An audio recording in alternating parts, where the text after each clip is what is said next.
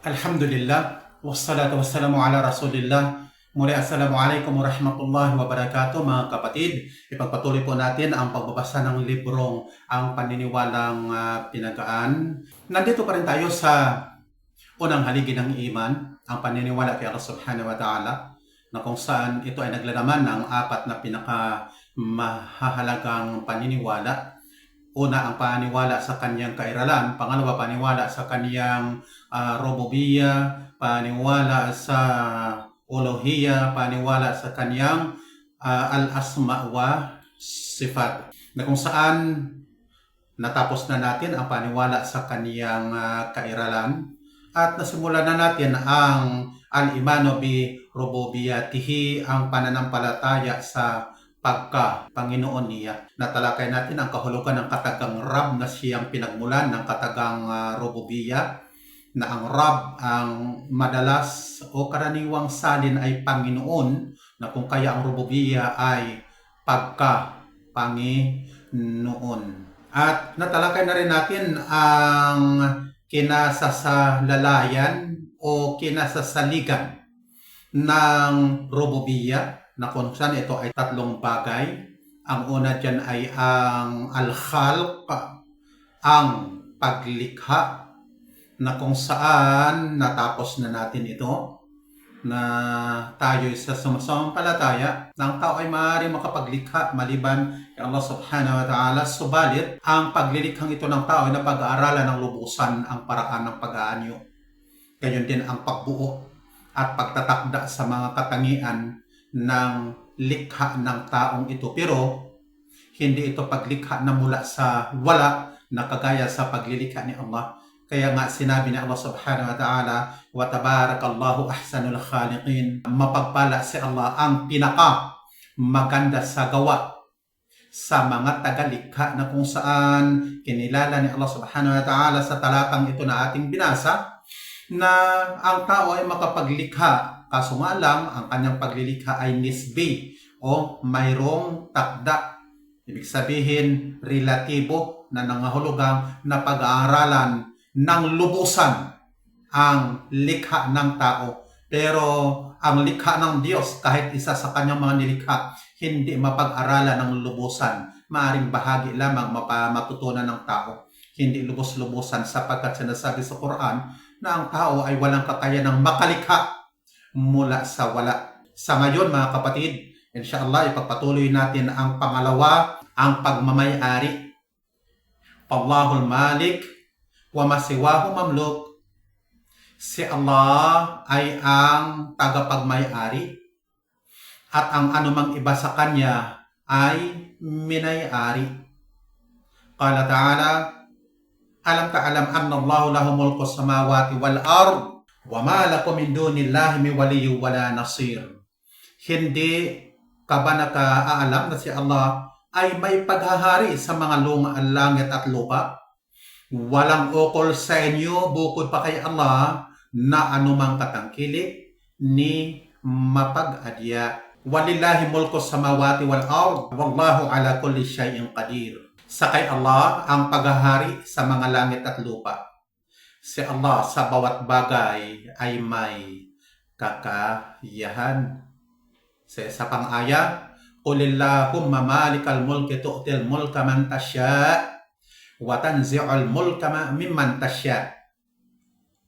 Sabihin mo, O Allah, tagapagmay-ari ng paghahari, nagbibigay ka ng paghahari sa sino mang niloloob mo. Nag-aalis ka ng paghahari mula sa sinumang niloob mo. Waqal, walam yakun lahu syarikum fil mulk. Hindi nagkaroon sa kanya ng isang katambal sa paghahari, kabilang sa katangian ng Panginoon na tagalikha. Siya ang tagapagmay-ari at haring totoo ng mga nilikha niya. Kung siya ang tagapaglikha, natural, siya ang may-ari at kahulugan ng may-ari, haring totoo ng mga nilikha niya. At ang paghaharing ito ay walang takda, lubusan, sakdal at walang hanggan. Ang paghaharing walang takda ay hindi kagaya sa paghaharing relatibo na may takda, temporaryo at may limitasyon. Maaaring maiugnay ang paghahari sa tao. Ngunit ang paghaharing ito ay hindi tunay, may kapintasan at may pagkukulang. Kaya sinabi sa Quran, Qulillahumma malikul mulki tu'til mulka man tasya wa tanzi'ul mulka mimman tasya. Tagapagmay-ari ng paghahari, yun sa Allah, nagbibigay ka ng paghahari sa sinumang niloob mo. Nag-aalis ka ng paghahari mula sa sinumang niloob mo. Kasi sinabi pa ni Allah, Dhalikumullahu rabbukum lahul mulk walladhina tad'una min dunihi la yamlikuna min qitmir. Iyon ay si Allah ang Panginoon ninyo. Ukol sa Kanya ang paghahari. Ang mga dinadalanginan ninyo bukod pa sa Kanya ay hindi nagmamay-ari ng kahit isang lamad ng buto ng datilis. Ang ibig sabihin ng lamad, mga kapatid, yung parang papel na manipis na nakabalot sa buto ng datilis kapag kinain mo na. Yung buto sa gitna, mayroon pang nakabalot yun na manipis na parang papel. Yun ang tinatawag na lamad. Na ito ay pagdidiin lamang ni Allah subhanahu wa ta'ala na ang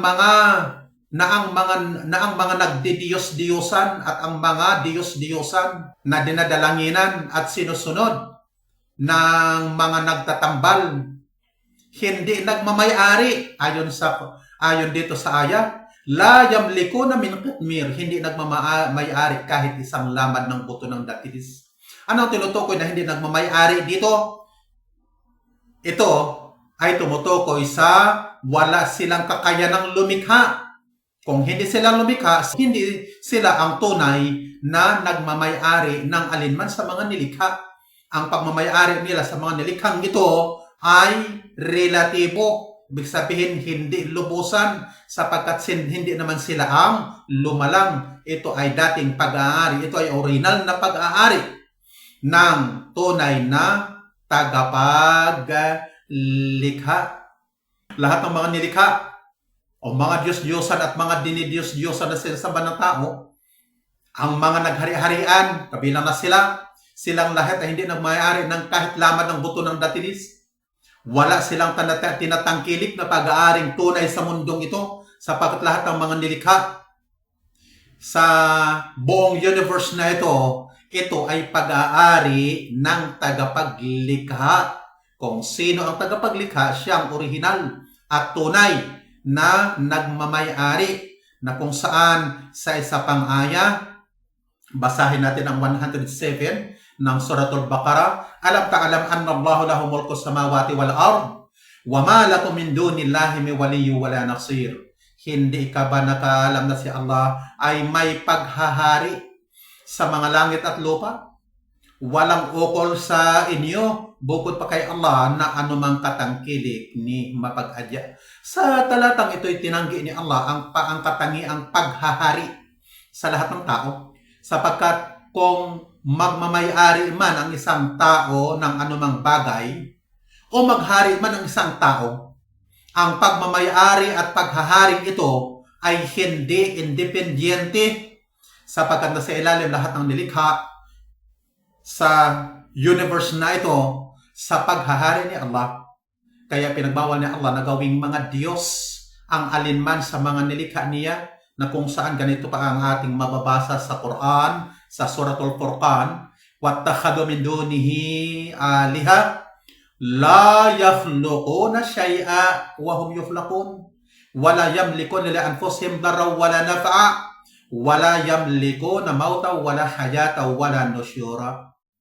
Gumawa sila, yun ang mga naligaw na mga nagtambal. Gumawa sila sa bukod pa sa kanya ng mga Diyos na hindi lumikha ng anuman, samantalang sila ay nililikha. Kung nililikha pala, alam mo, hindi naman pala makapaglikha, walang karapatan ng iyong paglilingkod at pagsamba. Tuloy natin ang basa ng aya. Hindi sila nakapagdudulot La yamlikuna li anfusihim darran wala nafa. Hindi nakapagdudulot para sa mga sarili nila ng isang pinsala, ni isang pakinabang. Wala yamlikuna mauta wala hayata wala nusyura. At hindi sila nakapagdudulot ng isang kamatayan, ni isang buhay, ni isang pagpapabuhay. Ang bawat paghahari na iniuugnay sa iba sa kanya, iyon ay isang paghaharing relatibo. Wa kullu mulkin udifa ila ahadin siwa fahuwa mulkun nisbi muaqqat wa juz'i, na pansamantala, muaqqat, juz'i, na bahagya, gaya ng nasasaad sa sabi niya kama fi qawlihi ya qaumi lakumul mulkul yawm zahirina fil ard. O mga kalipi ko, sa inyo ang paghahari ngayong araw habang mga taga pangibabaw sa lupain. Ito sinasabi ni Allah sa talatang ito, no, sa mga naghahari-harian. Sa ngayon ay sa inyo ang paghahari habang may kapangyarihan pa kayo. Subalit ang paghahari at pagmamay-ari ninyong ito ay pansamantala lamang at may pagkukulang. Sinabi ni Allah, wama malakat aymanukum. Samantalang ang paghaharing perpekto ay lubos. Ito ay ukol kay Allah lamang. Kaya sinabi niya, wama malakat aymanukum. Anumang minay-ari ng mga kanang kamay ninyo. Ang ibig sabihin na ang tao ay maaaring magmay-ari ng sasakyan o anumang mga ari-arian, bahay o anuman. Pero ito ay pansamantala lamang. Dahil darating din ang araw na magtatapos ang pagmamay-ari at paghahari niyang ito. Samantalang ang paghaharing perpekto at lubos, ito ay ukol kay Allah lamang, na kung saan sinabi niya, inna nahnu narithul ard wa man alayha wa ilayna yurja'un. Tunay na kami ay magmamana ng lupa at ng sinumang nasa ibabaw nito, at tungo sa amin sila pabalikin. Dadako tayo sa ikatatlo. Al-amr. Falillahil amru kulluhu wa masiwahu ma'mur. Si Allah ay ang tagapag-utos at ang anumang iba sa kanya ay inuutosan. Ang pag-uutos sa lingwahe al-amr, ito ay nanguhulugan din ng tadbir o pangangasiwa o kaya pinangyayari. Bagaman ang salitang ito ay may maraming kahulugan. Qul innal amra kullahu lillah, sabihin mo, tunay na ang pag-uutos sa kabuuan nito ay ukol kay Allah. Sa isa pang aya, ala lahul khalqu wal amr, tabarakallahu rabbul alamin. Pansinin sa kanya ang paglikha at ang pag-uutos. Napaka mapagpala si Allah, ang Panginoon ng mga nilalang. Sunod pang aya, wa qudiyal amr wa ilallahi turja'ul umur. At napagpasyahan ang utos tungo kay Allah, pababalikin ang mga usapin. Wa qala li nabiyhi laysa laka minal amri syai'un. Nagsabi naman siya sa propeta niya, walang ukol sa iyo mula sa pag-uutos na anuman. Kaya, papaano na sa sinumang mababa pa sa propeta kung ang propeta mismo ay walang karapatan sa tinatawag na al-amr at tadbir? Kasi ang orihinal na nagtataglay nito ay ang tagapaglikha, kasalungat sa paniniwala ng mga ligaw na ang isang wali o yung tinatawag nilang awliya sa atin sa Pilipinas. Ito yung mga banal na tao na may kapangyarihang makapag-utos at makapangasiwa sa sansinukob. Ito ay isang pagtatambal, shirk siya. Walillahil amru min qablu wa min ba'd, kasi sinasabi dito sa aya na ito na ating binasa. sakay Allah ang pag-uutos bago pa niyan at matapos pa na niyan. Kaya siya ay ang tagapag-utos, fahuwal amiru wahduhu fi khalqi. Fahuwal amiru wahduhu fi khalqi. Kaya siya ang tagapag-utos, tanging siya sa nilikha niya. Wa ma udifu ila ghairihi min amrin kaqawlihi fattabu amra fir'aun wa ma amru fir'aun birashid. At ang anumang iniugnay sa iba pa sa kanya na anumang utos, kaya ng sabi niya, ngunit sumunod sila sa utos ni Paraon. Ang utos ni Paraon ay hindi matino. Fahuwa amrun nisbiyun dakhilun tahta masyiati. In sya'a ambahu wa in sya'a mana'a. Iyon ay isang utos na nisbi, relatibo, na napaloob sa ilalim ng kalooban niya, na kung loloobin niya ay magpapatupad siya nito, at kung loloobin niya ay pipigil siya nito. Kapag inugnay ang pag-uutos sa mga nilikha, ito'y pag-uutos na may takda, relatibo, at hindi lubos, sapagkat maaaring loobin ni Allah na ito ay hindi magaganap, sapagkat si Allah lamang ang nagtataglay ng pag-uutos ng walang takda, pag-uutos na permanente at pag-uutos na totoo.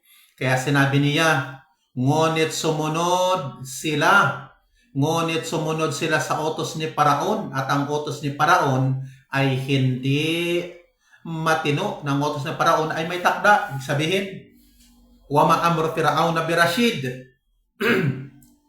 Hindi matino. Nang ibig sabihin, ang kanyang utos ay may takda. Kung kanyang paghahari ay mayroong takda, gayon din ang kanyang paglikha ay may takda, gayon din ang kanyang pag-uutos. Hindi lubos at nasa ilalim ng kalooban ni Allah. Kung loloobin ni Allah subhanahu wa ta'ala, ay kanya itong papangyayarihin. At kung loloobin niya, ay kanya din itong pipigilin. In sya'a mana'a.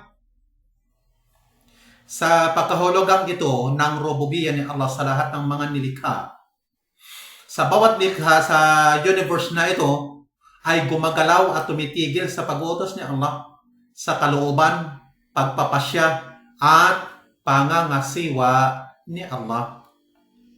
Wa amruhu subhanahu yashmalul amral kauni wasyar'i. Amal kauni panafidun la mahala wa huwa muradifun lil masyiah. Qala ta'ala, innama amruhu idha arada syai'an ay yaqula lahu kun fayakun. Ang utos ni Allah ay sumasaklaw sa utos na pangsansinukob at pambatas. Okay, pansansinukob at pambatas. Ang bahaging ito, mga kapatid, paulit-ulit sa librong ito, Al-Kauni Wasyar'i, pangsansinukob at pambatas. O kaya paulit-ulit itong binabanggit yung mga utos na pangsansinukob at pambatas, o kaganapang pangsansinukob at pambatas, o kaya tadhanang pangsansinukob at pambatas, o kaya kaloobang pangsansinukob at pambatas, at kapahintulotang pangsansinukob at pambatas, o kaya gawaing pangsansinukob at pambatas. Ang kaibahan ng dalawang utos na ito, na ang utos na pangsansinukob ay ang paglilikha ni Allah at pagtatakda sa mga magaganap sa nilikha niyang ito. Ang pagtatakdang pangsansinukob na ito ay magaganap kahit pa na ito'y hindi inibig o kaya hindi kinalugdan ni Allah. Ang unang ito'y tinatawag na al-amrul kauniyun qadari, na utos na pagtatakdang pangsansinukob. Okay? Samantalang al-amru dini syar'i, ito ang iniibig ni Allah para lamang sa mga tagatangkilik niya ng mga mananampalataya, yung kanyang mga awliya na mga manampalataya. Pinangyayari niya ito sa kanila at pinarangalan sila sa pamamagitan nito at ito ay maaaring maganap at maaaring hindi. Ang utos ni Allah ay sumasaklaw sa utos na pansansinukob at pambatas. Hinggil sa pansansinukob, natutupad ito ng walang pasubali. Qala ta'ala, innama amruhu idha arada shay'an ay yaqula lahu kun fayakun. Tanging ang utos niya, kapag nagnais siya ng isang bagay, ay na magsasabi rito, mangyari, saka mangyayari ito. Mangyayari ang utos na pangsansinukob na ito. Inibig man at kinalugdan ni Allah o hindi ay parihong magaganap. Pero kapag ninais ng Allah na maganap ang isang bagay, ang magsasabi lamang siya rito ng kun, payakun, mangyari, saka mangyayari ito. Kabilang sa mga bagay na kauni o pangsansinukob ay ang mga lindol. Ibig mong sabihin, ibig ni Allah para sa mga tao ang sakunaan na ito, ang lindol. Halimbawa mga sakit, ang mga pagbaha, ang mga sakuna, mga pagsubok at mga epidemya. Ang mga ito ay tinatawag na mga kaganapan o mga bagay na pansansinukob, al-amrul kauni.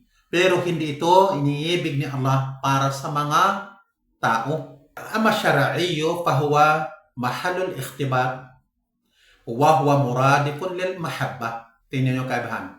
Muradifun lil mahabba. Hinggil naman sa pambatas, ito ay kinalalagyan ng pagsusulit. Sinusulit ni Allah sa pamamagitan nito ang tao. Inutusan ni Allah ang tao na sumunod sa Kanya. Ito ay isang pagsubok na maaaring susunod ang tao at maaaring hindi.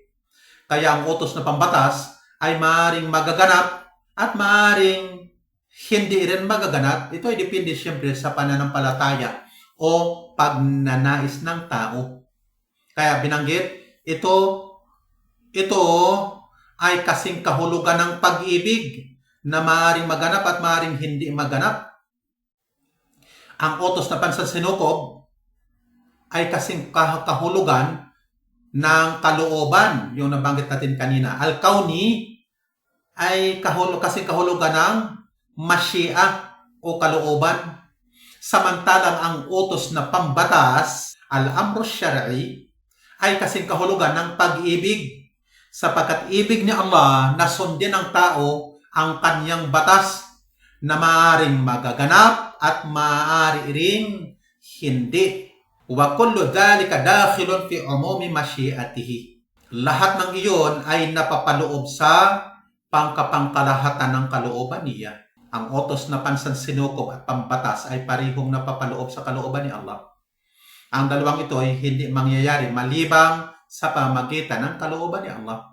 Para sa sinumang lumoob kabilang sa inyo na magpakatuwid, ay hindi kayo magluloob malibang lumoob si Allah. Ito ay kaugnay sa tatlong bagay na bumubuo sa rububiyya. Ang paglikha, ang pagmamayari, at pag-uutos o pangangasiwa. Halimbawa sa Quran tungkol sa utos na pangsansinukob na kung saan sinabi ni Allah, wa ma amruna illa wahidatun kalamhim bil basar. Walang iba ang utos namin kundi nag-iisa gaya ng kisap ng paningin. Isa pang aya, wa dhanna ahluha annahum qadiruna 'alayha ataha amruna laylan aw nahara faja'alnaha hasidan ka'an lam yaghna bil ams kadzalika nufassilu al-ayati liqaumin yatafakkarun. At nagpalagay ang mga nanirahan dito na sila ay mga nakakakaya rito. Dumating naman dito ang utos namin sa gabi o maghapon. Saka gumawa kami rito bilang aning para bang hindi ito lumago kahapon. Gayon kami nagdidetalye ng mga tanda para sa mga taong nag-iisip. Ito ay sa Surah Yunus 24. Ito ay ilang mga talata na nagtuturo ng utos na pang sansinukob, al-amrul kauni. Halimbawa naman sa Quran, tungkol sa utos na pambatas, al-amru syar'i, sinabi ni Allah, Inna Allah ya'muru bil adli wal ihsan, wa ita'i dhil qurba, wa yanha 'anil fahsya'i wal munkar, wal baghi, ya'adhukum la'allakum tadhakkarun. Tunay na si Allah ay nag-uutos ng katarungan, paggawa ng maganda at pagbibigay sa may pagkamamag-anak, at sumasaway sa kahalayan, nakasasama at paglabag. Nangangaral siya sa inyo nang sa gayon kayo ay magsasa-ala-ala. Inutos ni Allah ang katarungan sapagkat ibig niya ang katarungan. Ito yung tinatawag na al-amru syar'i. Ibig niya ang katarungan. At inutos niya ang kabutihan sapagkat ibig niya ang kabutihan. Sinabi pa ni Allah, Inna Allah ya'murukum an tu'addul amanati ila ahliha wa idha hakamtum bainan nas an tahkumu bil 'adl. Inna Allah ni'ma ya'adhukum bi. Inna Allah kana sami'an basira. Tunay na sa Allah ay nag-uutos sa inyo, nagampanan ninyo ang mga ipinagkatiwala sa mga kinauukulan ng mga ito. Kaya ito ay syar'i, pambatas. Kapag humatol kayo sa pagitan ng mga tao, na humatol kayo ayon sa katarungan. Ang katarungan ay ibig ni Allah, kaya inutos niya. Tunay na si Allah ay kainam ng ipinangaral sa inyo. Tunay na si Allah ay laging matinigin, nakikita. Sa mga talatang ito, sinasabi niya na ang lahat ng mga katangian ng kanyang rububiya ay babalik doon sa tatlong bagay na bumubuo ng rububiya. Ang tatlong bagay, ang paglikha, ang pagmamayari, at ang pag-uutos o pangangasiwa. Kagaya sa pagtutustos sa mga nilikha, pagbibigay buhay, pagbibigay kamatayan, pagpapababa ng ulan, pagdadala ng hangin, pagsasalita ng gabi at maghapon, ito yung mga aya sa Quran, pagbubuntis, panganganak, kalusugan, pagkakasakit, karangalan, at pagkaaba. Ang mga gawang ito ay kabilang sa mga gawa ng rububiya. At lahat ng ito ay bumabalik sa tatlong bagay na bumubuo ng maaaring kaugnay sa paglikha, kaugnay sa pagmamayari, o kaya kaugnay sa pag-uutos o pangangasiwa. وهذا الإيمان بربوبيته سبحانه مركوز في الفطر مدرك ببداهة العقل محسوس في الكون موفور في النصوص ومن دلائل ذلك في كتاب الله. Itong pananampalataya sa pagkapanginoon niya ay nakakintal sa mga naturalisa na natatalos ng may kusang pagkakaunawa ng mga isipan, na darama sa sansinukob, natatagpuan sa mga teksto, kabilang sa mga patunay niyon sa aklat ni Allah. Nakakintal daw sa mga naturalisa, kalikasan. Ang pananampalataya sa rububiya ay likas o naturalisa sa tao. Kapag dinapuan siya ng anumang suliranin na ating natalakay o kagipitan, siya ay tumitingala sa langit na nagsusumamo sa dakilang tagapaglikha. Ito ay naturalisa sa tao na ginagawa. Kaya nabanggit ito, na natatalos ng may kusang pagkaunawa ng mga isipan, mudrikon bibadahatil uqul. Ito ay sinasang-ayunan ng matinong pag-iisip, mahsusun fil kaun, nadarama sa sansinukob, inulit ng may akda. Ang tinalakay na natin tungkol sa pananampalataya sa kairalan ng tagapaglikha. Na ang batayan sa kairalan ng tagapaglikha ay 4. At ang 4 na ito, una, matinong naturalisa.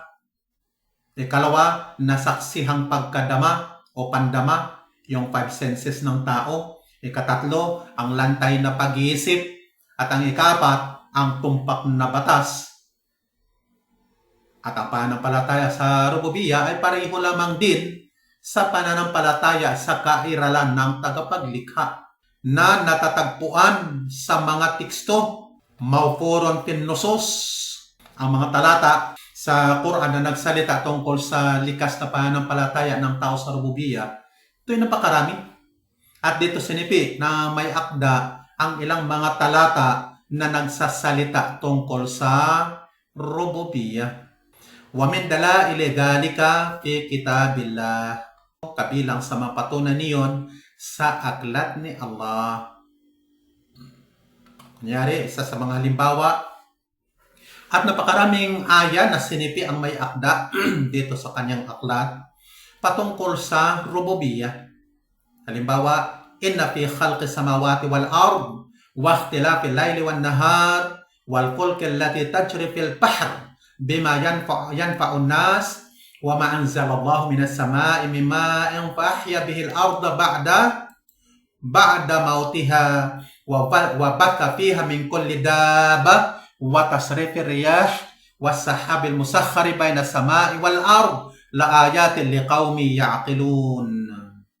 Tunay na sa paglikha sa mga langit at lupa, sa pagsasalita ng gabi at maghapon, at sa mga sasakyang dagat na naglalayag sa dagat, kalakip na ng ipinakikinabang nito sa mga tao, sa anumang ipinababa ni Allah mula sa langit sa tubig, sa nagbibigay buhay siya sa pamamagitan nito sa lupa, matapos ng kamatayan nito at nagkalat siya rito ng bawat kumagalaw na nilalang, at sa pagpihit sa mga hangin at mga ulap na pinagsisilbi sa pagitan ng langit at lupa ay talagang mga tanda pa nga para sa mga taong nakapag-uunawa.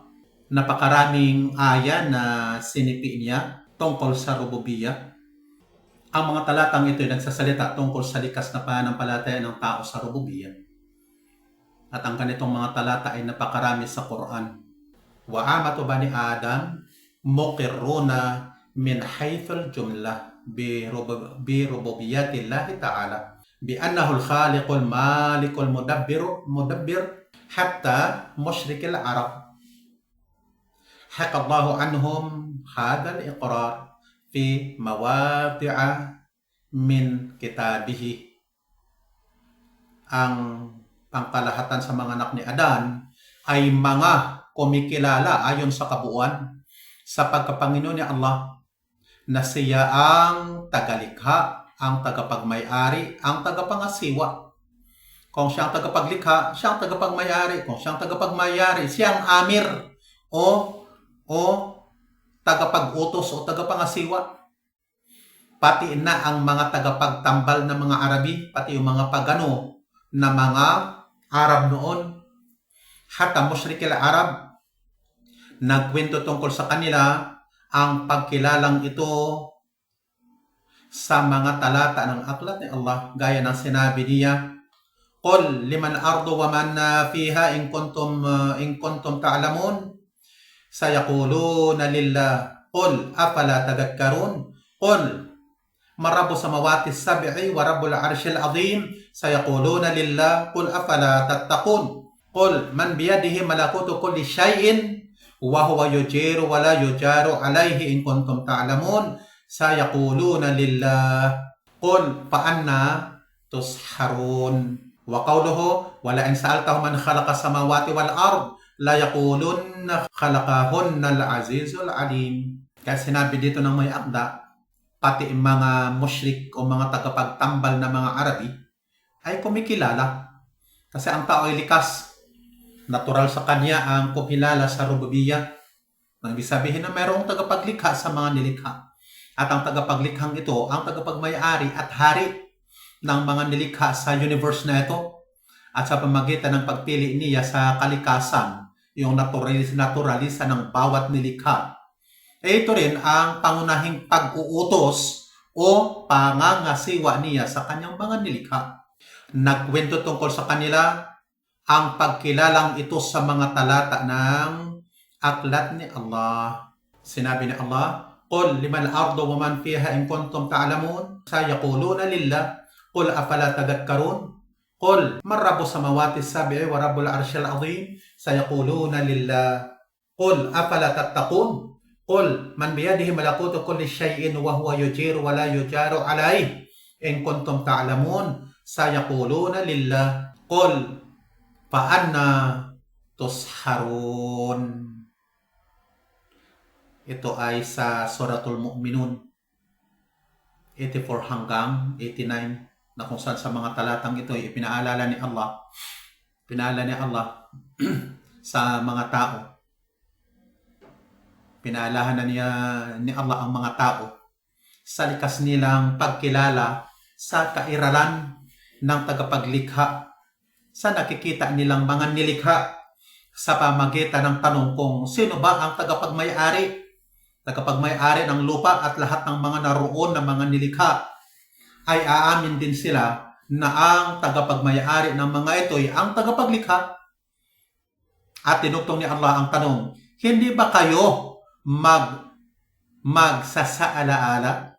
At ito'y pautos sa kanila na kung kayo'y kumikilala na mayroong tagapaglikha at ang tagapaglikhang ito ang tagapagmay-ari ng mga nilikha, narapat lamang din na iukol ninyo sa tagapaglikha at tagapagmay-ari ng mga nilikha ang lahat ng uri ng pagsamba. At huwag ninyong itambal sa kanya ang anuman o sinuman na kabilang lamang din sa mga nilikha. Sinabi pa ng Allah, wala in sa'altahum man khalaqa samawati wal ard la yaqulunna khalaqahunna al-azizul alim. Talagang kung nagtanong ka sa kanila kung sino ang lumikha ng mga langit at lupa, ay talagang magsasabi nga sila na lumikha ng mga ito ang makapangyarihan, ang maalam. Kaya nakararami sa mga tao ay kumikilala at sumasampalataya na mayroong tagapaglikha, Rab, tagapagmay-ari ng mga nilikha at tagapangasiwa ng mga nilikha o tagapag-utos, maliban na lamang sa ilang pangkat ng mga tagapagtambal na mga Arabi at ilang mga nag-aangking mga Muslim, mga mago at mga Kristiyano. Inshallah mga kapatid, sa susunod nating talakayan, tatalakayin natin ang ilang mga pangkat na naligaw sa Tauhidur Rububiyyah, na kung saan nabanggit natin ang ilang mga nag-aangking mga Muslim, mga mago at mga Kristiyano. Subhanakallahumma wa bihamdik, nashhadu la ilaha illa ant, nastaghfiruka wa natubu ilaik. Muli assalamu alaikum wa rahmatullahi wa barakatuh.